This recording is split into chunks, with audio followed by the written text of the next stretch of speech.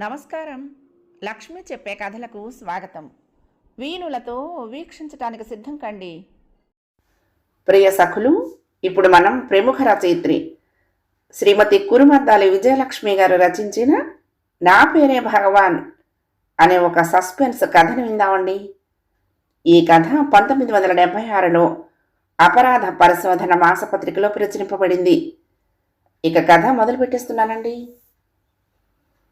అమ్మడు, జాగ్రత్త, రేపు ఉదయం సర్కారులో వస్తాము. నాన్నగారు, నేనేం చిన్నపిల్లని కాను, ఈ ఉదయం నుంచి ఇప్పటికి జాగ్రత్త జాగ్రత్త అంటూ కనీసం 100 సార్లైనా చెప్పుంటారు అంది అమల నవ్వుతూ. అమల తెలివికి మురిసిపోతూ, చూసావుటే రాజేశ్వరి, అమ్మడంటే అల్లాటప్ప కాదు అని పక్కున నవ్వారు పరంధామయ్య గారు. పరంధామయ్య రాజేశ్వరమ్మలకు అమల ఏకైక సంతానం. అమిత గారవంగా పెంచిన అమల బుద్ధిమంతురాలు, తెలియగలది. అమలకు అప్పుడే 20 ఏళ్ళు నిండాయి. దిక్కుమాలిన చదువు ఎవరిని ఉద్ధరించను? పెళ్లి చేస్తే ఈ పాటికి పిల్లల తల్లయ్యి కళకళలాడుతూ ఉండేది అంటుంది రాజేశ్వరమ్మ. ఆడపిల్లలకు పెళ్లి, పిల్లలు, అనుకూల దాంపత్యం చాలని ఆమె అభిప్రాయం. అమ్మడు ఇష్టపడ్డప్పుడే పెళ్లి పేరంటం. పెళ్లి మాట నా ముందు ఎత్తకు, దాని ఇష్టం వచ్చినంతకాలం చదువుకొని అంటాడు పరంధామయ్య. పెద్ద చదువులు చదవటం, గొప్ప పనులు చేయటం అమలకు ఇష్టం. ప్రస్తుతం బిఏ చదువుతోంది. పక్క ఊళ్ళోనే చుట్టాలింట్లో పెళ్ళి. వాళ్ళైనా చాలా దూరం చుట్టాలు, బీదవాళ్ళు. పెళ్ళి రాత్రి 1 గంటకు. అందుకే సర్కారులో 7 గంటలకు బయలుదేరి తిరిగి ఉదయం సర్కారులో రావాలని అనుకున్నారు. తెల్లవారితే పరీక్షలు, అందుకే పెళ్లికి రానంది అమల. పరంధామయ్య రాజేశ్వరమ్మ ఇక్కడ రిక్షా బయలుదేరింది. రిక్షా వీధి మలుపు తిరిగిందాక చూసి ఇంట్లోకి వచ్చి తలుపు గడి బిగించింది అమల. పరంధామయ్య ఇల్లు పెద్దది, అంటే 12 పెద్ద గదులు ఉన్నది. 3 గదులు చిన్న కాపురానికి అద్దెకిచ్చారు. ఆ వాటాల వాళ్ళు యాత్రల నిమిత్తం 10 రోజుల క్రితం తమ వాటాకి తాళం వేసి వెళ్ళిపోయారు. అమల సహజంగా ధైర్యం కలదు కాబట్టి ధైర్యంగా తల్లిదండ్రుల్ని పంపించి ధైర్యంగా ఉంది. అమల భోజనం 8 గంటలకే చేసింది. కాసేపు విశ్రాంతిగా మంచం మీద మేను వాల్చింది. తెల్లవారి బిఏ పబ్లిక్ పరీక్షలు మొదలు. పుస్తకాలు ముందేసుకుని చదవసాగింది. ఇటొక్కసారి చూడు, కీచుగా వినిపించింది కిటికీలో నుండి. అమల అటువైపు చూసి కొయ్యమారిపోయింది క్షణం సేపు. నీకే చెప్పేది, ఇటొక్కసారి చూడు. మళ్ళీ అదే కీచు కంఠం. అమల చదువుతున్న పుస్తకం తెలియకుండానే చేతిలో నుంచి జారిపోయింది. గుండె దడదడలాడింది. అమల భయం కప్పిపుచ్చుకుని చటుక్కున తాలెత్తింది కిటికీ వైపు. కిటికీకి ఆనుకుని ఓ వికృతాకారుడు నించుని ఉన్నాడు. అతని 2 చేతులు కిటికీ ఊచల్ని పట్టుకునున్నాయి. అమల భయపడుతూనే విసురుగా లేచి వేగంగా కిటికీ తలుపులు వేయిపోయింది. సగం తలుపులు వేస్తూ ఉండగానే వికృతాకారుడు చేయి పనిచేసింది. చేతిలోని ఇంకు పిల్లర్ లాంటి దానితో మత్తు మందు నొక్కాడు. జల్లులా అమల మొహాన్ని కొట్టిందది. అమల అలాగే మంచంపై వాలిపోయింది. వికృతాకారుడి చేతిలో లావుపాటి చిన్న కొంకి కర్ర ఉంది. ఆ కర్ర పిడివైపు తిప్పి లాగితే అది చాలా పొడుగాటి కర్ర అయింది. ట్రాన్సిస్టర్ ఏరియల్ రాడ్లా నిర్మించబడింది ఆ కర్ర. కొంకి కర్రను కిటికీలో నుంచి పోనిచ్చి అమల లోపల వేసిన తలుపు గడి పైకెత్తాడు. ఆ తర్వాత వాకిలి తలుపు గడి కూడా కొద్ది శ్రమతో తీయగలిగాడు. పరంధామయ్య దంపతులు ఊరికి వెళ్ళినట్లు, ఆ ఇంట్లో మరొక ప్రాణి లేనట్లు ముందే తెలిసేమో తాపీగా ఇంట్లోకి ప్రవేశించాడు వికృతాకారుడు. ముందుగా అమల పుస్తకాలు తిరిగేశాడు. దస్తూరి పరీక్షించాడు. తల పంకించి నోట్బుక్లో కాగితం చించి అమల పెన్ను అందుకున్నాడు. జాగ్రత్తగా రాయటం మొదలుపెట్టాడు. అమ్మా నాన్నగారులకు, మీ దృష్టిలో పాడు పని, నా దృష్టిలో మంచి పని చేశాననుకుంటున్నాను. నన్ను క్షమించండి. నేను జహంగీర్ ఖాన్ని ప్రేమించాను. కులమాతాలకు అత్యంత ప్రాధాన్యం ఇచ్చే మీరు మా పెళ్లికి ఒప్పుకోరు. ఖాన్ మనలో కలవడు. నేను ఖాన్ కోసం వాళ్ళ మతం స్వీకరించి పెళ్లి చేసుకోదలుచుకున్నాను. అందుకే నేను ఈ రాత్రి ఖాన్తో వారింటికి వెళ్ళిపోతున్నాను. మళ్ళీ ఎప్పటికో వస్తాను. నా గురించి దిగులు చెంది ప్రయోజనం లేదు కాబట్టి ధైర్యం తెచ్చుకొని మనస్ఫూర్తిగా క్షమించండి. నా కోసం ఆరలు తీయొద్దు. మధ్య మధ్య నా క్షేమ సమాచారాలు లెటర్స్ ద్వారా తెలుపుతూ ఉంటాను. ఏదైనా నా కొరకై చర్య తీసుకుంటే నా శవం మాత్రమే మీకు దక్కుతుంది. ఇలా రాస్తున్నందుకు నాకు బాధగానే ఉంది. అందుకే ఏమీ తీసుకువెళ్ళటం లేదు. మీ బాధ, కోపం తగ్గిన తర్వాత వస్తాను. మీ అమ్మని క్షమించండి. అంతే నేను కోరేది. ఇట్లు మీ అమల. అమ్మడు. వికృతాకారంగా ఉన్న తను రాసింది 1కి 2 సార్లు చదువుకున్నాడు. అమల రైటింగు తను రాసింది ఒకేలా ఉండటంతో రాసిన కాగితాన్ని టేబుల్ మీద పెట్టి అది ఎగిరిపోకుండా పేపర్ వెట్టి పెట్టాడు. కిటికీ తలుపులు మూసేశాడు. టేబుల్ లైట్ ఆపేశాడు. అమలను చేతుల మీద ఎత్తుకుని బయటకొచ్చాడు. యథావిధిగా అన్ని తలుపులు మూసేసి వాకిలి తలుపుకు చిన్న తాళం వేశాడు. ఆ ఇంటికి కొద్ది దూరంలో ఆపిన తన కారు వద్దకు అమలను ఎత్తుకుని వచ్చాడు. కారు డోర్ తెరిచి వెనక సీట్లో పడుకోబెట్టాడు అమలను. తనెళ్ళి డ్రైవింగ్ సీట్లో కూర్చున్నాడు. శరవేగంతో కారు ముందుకు దూసుకుపోయింది. ఎవరు నీవు? నన్నెందుకు తీసుకొచ్చావు? అమల కోపంగా అడిగింది వికృతాకారుణ్ణి. నేనెందుకు తీసుకొచ్చింది చెప్తాను. నా పేరు భగవాన్. నేను చెప్పింది జాగ్రత్తగా విని ఆచరిస్తే నీకు మేలు జరుగుతుంది. కాదంటే నీ తల్లిదండ్రులను కట్టి తీసుకొచ్చి వారి ముందు నిన్ను 10 మంది రేప్ చేసేటట్టు చేస్తాను. అది చూసి నీకన్నా ముందే వాళ్ళు గుండెకు చేస్తారు. ఆ తర్వాత నీ కళ్ళ ముందే మీ అమ్మ నాన్నని ముక్కలుగా నరికి. ఆపండి, నేనేం అపకారం చేశాను అంది వినటం భరించలేనట్లు. నువ్వు కానీ మీ వాళ్ళు కానీ నాకే అపకారం చేయలేదు. నాకో పని నీ వల్ల కావలసింది. మంచిగా చెప్తే నువ్వు వినవు. నా ప్లాన్ సక్సెస్ కావాలంటే నీ ఎడల కఠిన చర్య తీసుకోవటం తప్పదు. భగవాన్ అంటూనే చప్పట్లు చరిచాడు. పక్క గదిలో నుండి 10 మంది వస్తాదులు లాంటి యువకులు వచ్చారు. వీళ్ళనోసారి పరీక్షగా చూడు అన్నాడు భగవాన్. అమల భగవాన్ చెప్పకముందే వాళ్ళందరినీ చూసింది. ఇక మీరు వెళ్ళొచ్చు. భగవాన్ అనగానే వస్తాదులు వెళ్ళిపోయారు గది విడిచి. చూసావా, వీళ్ళు ఏం చెయ్యటానికైనా వెనకాడరు అన్నాడు భగవాన్ అదేదో సాధారణ విషయం చెప్తున్నట్లు. అమల ముఖం చిట్లించి మౌనం వహించింది. నేను చెప్పిన పని చేస్తావా అమల అన్నాడు భగవాన్. అమల ఉలికి పడింది. నా పేరు ఎలా తెలుసు అంది. బాగుంది. అవసరార్థం నిన్ను తీసుకొచ్చినప్పుడు అన్ని వివరాలు తెలుసుకోకుండా ఉంటానా? మీ అమ్మ నాన్నకు నువ్వు ఏకైక సంతానం. అందం ఒకటే కాదు, తెలివితేటల్లో కూడా నువ్వే ఫస్ట్. బిఏ చదువుతున్నావు. ముఖ్యమైన వివరాలు ఇవి చాలుగా. మరి నా మాట వింటే నీకే అపకారం జరగదు. మా పని అయిపోయిన తర్వాత నువ్వు వెళ్ళిపోవచ్చు అన్నాడు. ఏం పని ఎన్నాళ్ళు పడుతుంది? ఏం పనో చెప్తాను. ఎన్నాళ్ళు పడుతుంది అన్నది ఖచ్చితంగా చెప్పలేను. 4-5 నెలలు పట్టొచ్చు. మా అమ్మా నాన్నగారు నేను ఇంట్లో లేకపోవటం చూసి దిగులుతో మంచం పట్టొచ్చు. నేను కనపడలేదని పోలీస్ రిపోర్ట్ ఇవ్వచ్చు అంది అమల ఓ రాయి విసురుతూ. భగవాన్ గదంతా ప్రతిధ్వనించేటట్లు నవ్వాడు. నా సంగతి తెలియక తక్కువ అంచనా వేశావు అమల. ఈ భగవాన్ ఏ విషయంలోనూ పొరపాటు పడడు. నీకే ప్రమాదము జరగదని, కొన్ని కారణాల వల్ల మీ అమ్మాయిని తీసుకువెళ్తున్నామని, పోలీస్ రిపోర్ట్ ఇవ్వకుండా ఉంటే మీ అమ్మాయి మీకు దక్కుతుంది అని మీ ఇంట్లో లెటర్ పెట్టి నేను తీసుకొచ్చాను. నా మాట వింటే నీ క్షేమ సమాచారాలు మీ వాళ్ళకి, మీ వాళ్ళ క్షేమ సమాచారాలు నీకు లెటర్స్ ద్వారా తెలుసుకునే ఏర్పాట్లు చేస్తాను. గోటితో పోయేదాన్ని గొడ్డలిదాకా తేవని నీ విషయంలో నాకెంత నమ్మకం ఉంది.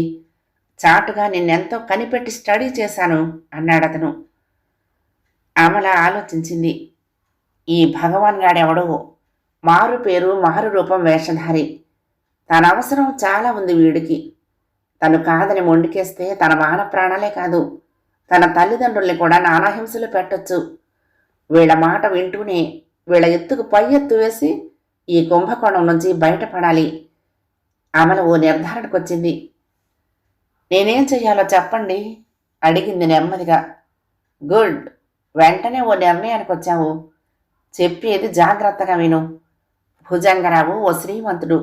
అతనికి భార్య లేదు, ఒక్కతే కూతురు. పేరు సరోజ. ముమ్మూర్తులా నీలాగానే ఉంటుంది. రోజా అంటారు అందరూ. రోజా అంటే పంచ ప్రాణాలు భుజంగరావుకి. రోజా ప్రభాకర్ అనే అతన్ని ప్రేమించింది. భుజంగరావు ఆ ప్రేమకు ఒప్పుకుని పెళ్లి ముహూర్తం పెట్టాడు. తెల్లవారితే పెళ్లి. తప్పతాగున్న డ్రైవర్ కారు తోలటం. ఆ కారు యాక్సిడెంట్కు గురి కావటంతో కారులో ఉన్న ప్రభాకర్ అక్కడికక్కడే మరణించాడు. రోజా పిచ్చిదైపోయింది ఆ షాక్తో. ఓ మాట పలుకోలేదు. 24 గంటలు గొణుగుతూ గోళ్లు గిల్లుకుంటూ కూర్చునేది. భోజన పలహారాలు తినిపించడం, స్నానం వగైరాలు దాసీది చూసేది. ఎందరో పెద్ద డాక్టర్లకు రోజాను చూపించాడు భుజంగరావు. షాక్తో మతిపోయింది కాబట్టి ఏదైనా షాక్ వల్ల అది అదృష్టం ఉంటే మళ్ళీ మతి రావచ్చు. ట్రీట్మెంట్ వల్ల బాగు కాదని తేల్చారు. భుజంగరావు వృద్ధుడైపోయాడు. రోజా పిచ్చిదైపోయిందనే దిగులుతో కృంగిపోయాడు. ఇలా ఉండగా ఉన్నట్లుండి ఓ రోజు రోజా ఇంట్లో నుంచి మాయమైంది. ఇది జరిగి 6 నెలలయింది. డబ్బు వెదజల్లి ఊరు వాడలో రోజా కోసం వెతికించాడు. రోజాను తీసుకొచ్చి అప్పగించిన వారికి ₹1,00,000 ఇస్తానని ఫోటోతో సహా పేపర్లో ప్రకటించాడు. కానీ ఇంతవరకు రోజా జాడలేదు. ఓ నిమిషం ఆగాడు భగవాన్. ఇప్పుడు ఆ రోజాను నేనే అని తీసుకువెళ్ళి ఆ భుజంగరావు గారికి చూపి ₹1,00,000 తీసుకోవటమేనా మీ ప్లాన్? అమల అడిగింది. నో నో, 1,00,000 నాకు లెక్క కాదు. భుజంగరావు కోటీశ్వరుడు, లంకంత ఇల్లు, నౌకర్లు, చాకర్లు, చుట్టాలు, ఫ్రెండ్స్, కళకళలాడుతూ ఉంటుంది ఇల్లు. నాకు కావలసింది భుజంగరావు మొత్తం ఆస్తి అన్నాడు. ఎలా వస్తుంది ఆ ఆస్తి? జరిగిన కథ చెప్పాను, జరగబోయేది విను. భుజంగరావు ఇంట్లో ఎందరో చుట్టాలు, నౌకర్లు ఉన్నారు. వీళ్లల్లో ఎవరైనా రోజాని మాయం చేశారేమోనని భుజంగరావు అనుమానం. అందరూ నమ్మకమైన వాళ్ళు, ఆప్తులు. ఎవరి మీద తన అనుమానం వెళ్ళబుచ్చగలడు? ఈ మధ్య చిన్నగా హార్ట్ అటాక్ వచ్చింది భుజంగరావుకి. చనిపోతానని అనుమానం పట్టుకుంది. రోజా బ్రతికుండి ఏనాటికైనా తిరిగొస్తే ఆస్తి మొత్తం రోజాది. రోజా కనపడకపోతే యావదాస్తి అనాథాశ్రమాలకు పోతుంది. అలా వీరునామా రాశాడు. కాబట్టి నువ్వు రోజా అవతారం ఎత్తి భుజంగరావు ఇంట్లో చేరాలి. భుజంగరావు గారు నన్ను అనుమానిస్తే నా గతేం కావాలి అంది. కొద్దిగా నీ రూపం మార్చితే నువ్వు రోజా అయిపోతావు. రోజా అలవాట్లు నీకు నేర్పుతావు. నువ్వు ఆ ఇంట్లో పిచ్చిదానివిగానే ప్రవేశిస్తావు కాబట్టి ఎవరూ అనుమానించరు. నీకే అపకారం జరగకుండా నీ నీడల నేనుంటాను అన్నాడు. రోజా అలాగా ఆ ఇంట్లో నేను ప్రవేశించినంత మాత్రాన భుజంగరావు ఆస్తి మీకెలా వస్తుంది అంది. అవన్నీ మేము చూసుకుంటాము. నేను చెప్పింది చేస్తావా లేదా? భగవాన్ కఠినంగా అన్నాడు. అమల ఓ క్షణం ఆలోచించింది. ఏం చెయ్యాలో చెప్పండి, చేస్తాను. కానీ నా క్షేమం నా వాళ్ళకి, నా తల్లిదండ్రుల క్షేమం నాకు ఎప్పటికప్పుడు తెలియాలి అంది. Good girl. తెలివిగల వాళ్ళు ఎప్పుడూ ప్రాణానికి ముప్పు తెచ్చుకోరు. నీ క్షేమమే మా క్షేమం, నీ ప్రాణమే నా ప్రాణం, సరేనా? ఇక చెయ్యాల్సింది, రోజా గడ్డం కింద 6 అంగుళం ఘాటుంది, మెడ మీద పుట్టుమచ్చుంది. అలాంటి మార్పులు నీకు చేస్తాను. రోజా అలవాట్లు, ప్రవర్తన నీకు నేర్పుతాము. సమయం చూసి ఆ ఇంట్లో నిన్ను ప్రవేశపెడతాము. నేను ఆ ఇంట్లోనే అనుక్షణము 1000 కళ్ళతో నిన్ను కనిపెడుతూ ఉంటాను. కానీ నన్ను నువ్వు గుర్తించలేవు. ఇప్పుడు నేను మారు వేషంలో ఉన్నాను. ఆ ఇంట్లో సగం మంది నా వాళ్ళు. పిచ్చి పిచ్చి వేషాలు వేయొద్దు, వెంటనే నాకు తెలిసిపోతుంది, జాగ్రత్త అన్నాడు భగవాన్. అలాగే, మీరు చెప్పినట్లే వింటాను. మరి మీరెవరైంది తెలియంది మా వాళ్ళకి నాకు మంచి లెటర్స్ ఎలా చేరవేస్తారు? అమల అనుమానం వెళ్ళబుచ్చింది. అన్ని ఏర్పాట్లు సమయంగా చేసి అన్ని విషయాలు విశదీకరించి మరీ నిన్ను ఆ ఇంట్లో ప్రవేశపెడతాను. పిచ్చిదానివిగా నటించడం నీ వంతు, మిగిలిన పని పూర్తి చేయటం మా వంతు. నీ ఆమోదం పూర్తిగా ఉందిగా? అలాగే, చెప్పండి అంది అమల లోపల మండిపోతున్నా నవ్వుతూ. భగవాన్ ఒక్కొక్కటి వివరంగా చెప్తూ ఉంటే అమల ఊకొడుతూ మధ్య మధ్య తనకొచ్చిన అనుమానం తీర్చుకుంటూ కూర్చుంది. భుజంగరావు గారింటికి అమలొచ్చి సరిగ్గా వారం అయింది.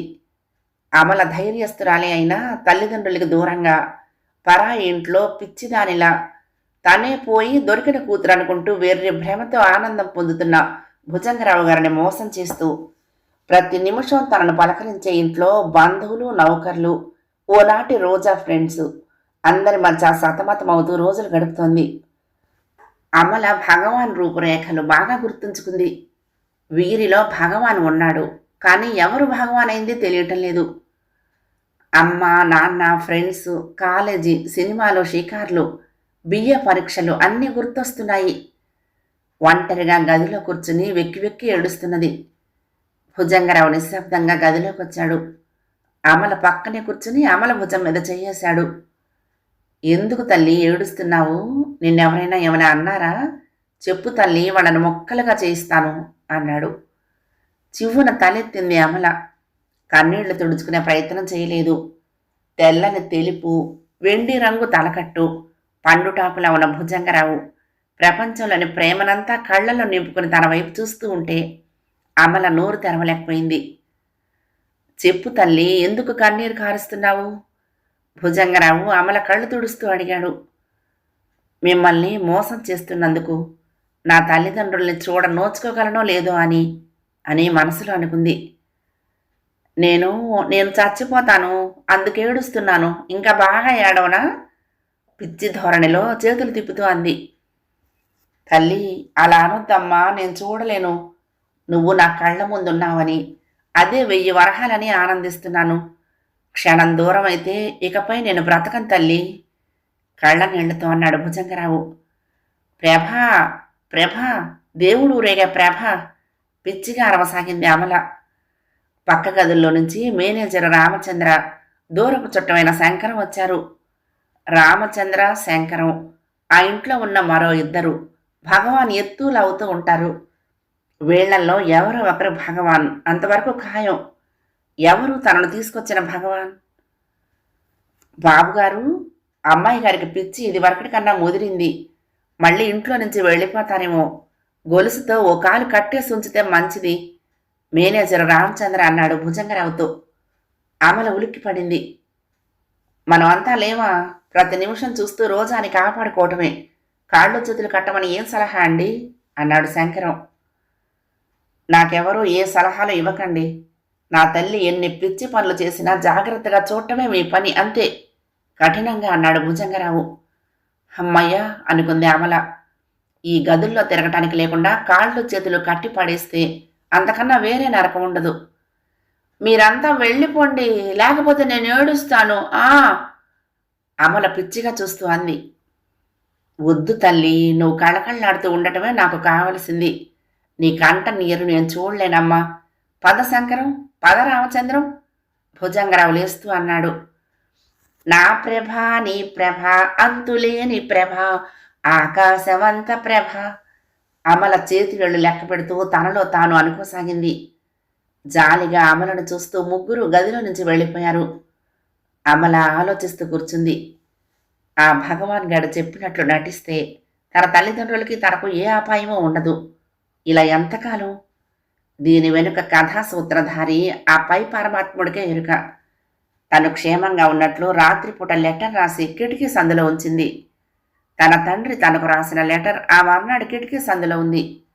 ఎవరు ఎట్లా ఈ ఇంద్రజాలం చేస్తున్నారు? నాన్నగారు లెటర్లో, తల్లి అమల, నీ క్షేమమేనమ్మా మాకు కావలసింది. నువ్వు రాసిన ఉత్తరం అందింది. మళ్ళీ ఇంకో ఉత్తరం రాస్తాను. ఇరుగు పొరుగుతో నువ్వు ఊరికి వెళ్ళినట్టు చెప్పాము. అమ్మ కులాసా. ఇది నాన్నగారి లెటర్లో సారాంశం. నాన్నగారి హ్యాండ్ రైటింగ్ తనకు బాగా తెలుసు. ఈ భగవాన్ గాడు ఈ విషయంలో తన్ని మోసం చేయటం లేదు. భగవాన్ చెప్పిన ప్రకారం ఆ రోజు తను చినిగి పీలికలైన చీర కట్టుకుని రోడ్డు పక్కగా కూర్చుంది. కూరలు తీస్తున్న నౌకరు తనను చూసి భుజంగరావు కూతురు సరోజగా గుర్తించాడు. తను పిచ్చిదానిలా రాను రాను అని మారం చేస్తున్న బలవంతాన రిక్షా ఎక్కించి ఈ ఇంటికి తీసుకొచ్చాడు. నౌకరు కంట తనను పడేటట్లు ప్లాన్ పన్ని భగవాన్ చేశాడా, లేక నౌకరు కూడా ఈ విషవలయంలోని వాడా? సరోజమ్మగారు తలదూతానమ్మా అంటూ దాసి నరసమ్మ నూనె సీసా దువ్వెన అద్దంతో గదిలోకి వచ్చింది. ఎవరు తలదూతావు? మీ తలేనమ్మగారు. సరే దువ్వు, జాగ్రత్త, సరిగ్గా 10 జాడలేయాలి. మీరట్టా చెప్తే అట్టాగే వేస్తానమ్మగారు. మంచి పిల్లవు, నువ్వు నాకు నచ్చావు అంది అమల 50వ పడిలో ఉన్న నరసమ్మతో. తన్ని పిల్ల అంటుంటే నరసమ్మకు ఏడవాలో నవ్వాలో అర్థం కాలేదు. జాలిగా అమలను చూసి అమల జడ విప్పుతూ కూర్చుంది. అమల అద్దం తీసుకుని తన ముఖం చూసుకుంది. అద్దంలో ఆశ్చర్యపోయింది. గడ్డం దగ్గర గంటు, మెడ మీద పైసా అంత పుట్టుమచ్చ. కనుబొమ్మలు తనకు ఒత్తుగా ఉంటాయి, కానీ ఇప్పుడు సన్నగా ఉన్నాయి. తను అమలే కానీ పోలికల్లో కొంత తేడా ఉంది. అమ్మగారు అద్దంలో చూసుకుంటున్నారా అంది నరసమ్మ. ఓ చూస్తున్నాను. ఈ అద్దంలో పిల్ల నేను కాదు, నువ్వు కాదు, ఎవతి కోతి మొహంది అంది అమల. పూర్వజన్మలో ఏ పాపమో కానీ బంగారం లాంటి తల్లి బతికేలా అయింది అంది నరసమ్మ. అమల మాట్లాడలేదు. అద్దంలో తన రూపం చూసుకుంటూ కూర్చుంది. తల్లి అమల, నువ్వు రాసిన ఉత్తరం అందింది.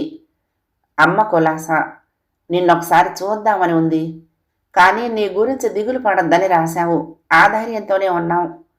భగవాన్ అనే అతను నాకు 10,000 వద్దంటున్నా ఇచ్చాడు. మా పని త్వరలో పూర్తవుతుంది, మీ అమ్మాయిని జాగ్రత్తగా మీకు అప్పగిస్తామని అర్ధరాత్రి వచ్చి చెప్పాడు. నీ ఫ్రెండ్ మోతి కులాసాగానే ఉంది. మోతితో కూడా నీవు ఊరు వెళ్ళినట్టుగా చెప్పాము. ఉత్తరాలు రాస్తూ ఉండు. నువ్వు అసలే దుడుకు పిల్లవి. తెలివిగా ఏదో చెయ్యబోయి ఆపదలో ఇరుక్కోకు.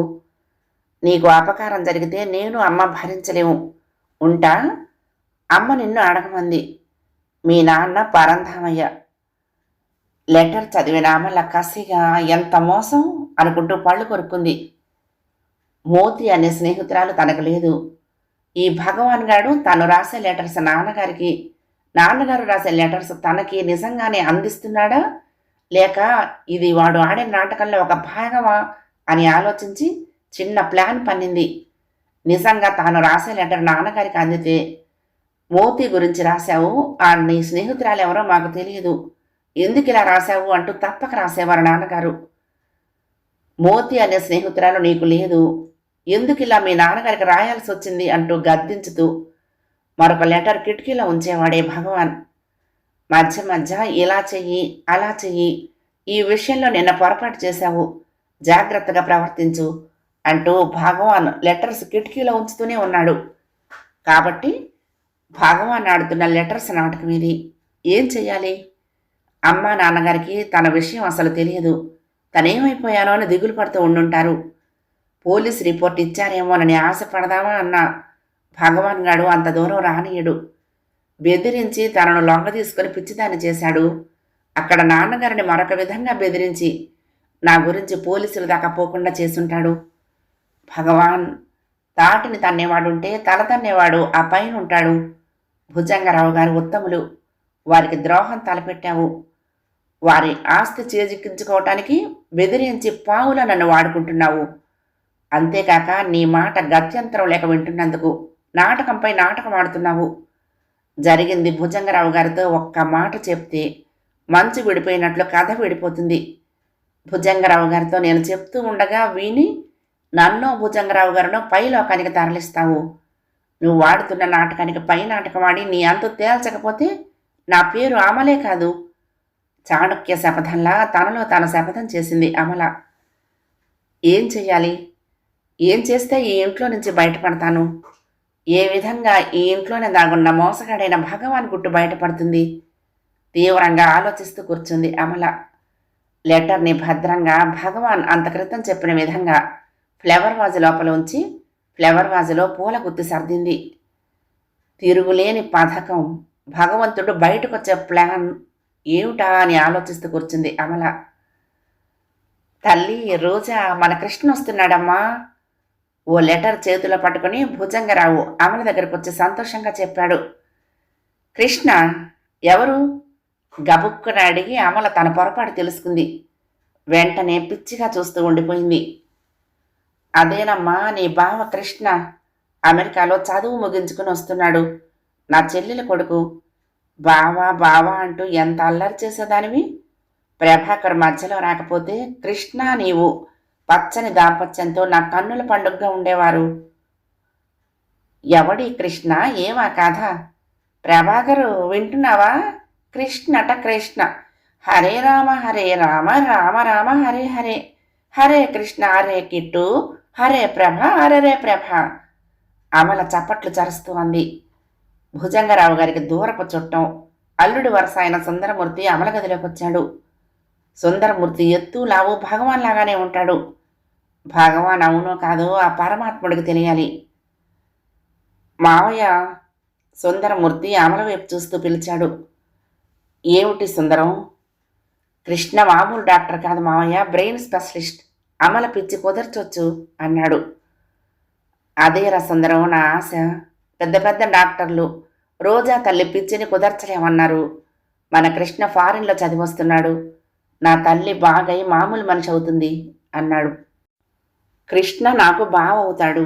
అతను బ్రెయిన్కు సంబంధించిన పెద్ద డాక్టర్. నా పిచ్చికి ఏం ట్రీట్మెంట్ ఇస్తాడో? భగవంతుడా, ఈ ఇంట్లో నుంచి బయటపడే మార్గం లేదా? మాయదారి భగవాన్ గాడు బయటపడడా? ఏమిటి దారి? ఏమిటమ్మా ఆలోచిస్తున్నావు అన్నాడు భుజంగరావు. కృష్ణప్రభ, రామప్రభ, ఇంకేం ప్రభ ఉంటుందబ్బా?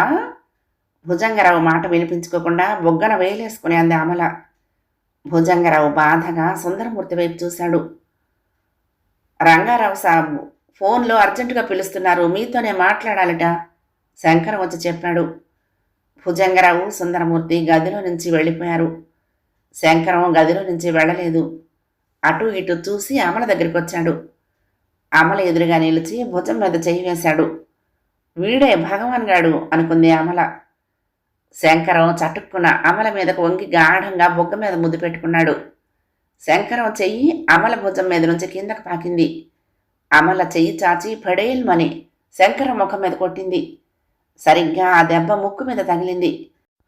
అబ్బా అంటూ శంకరం చేత్తో ముక్కు తడుముకుంటూ కోపంగా అమల వైపు చూశాడు. అమలకు ఇల్లంతా తిరగటానికి స్వేచ్ఛ ఉంది.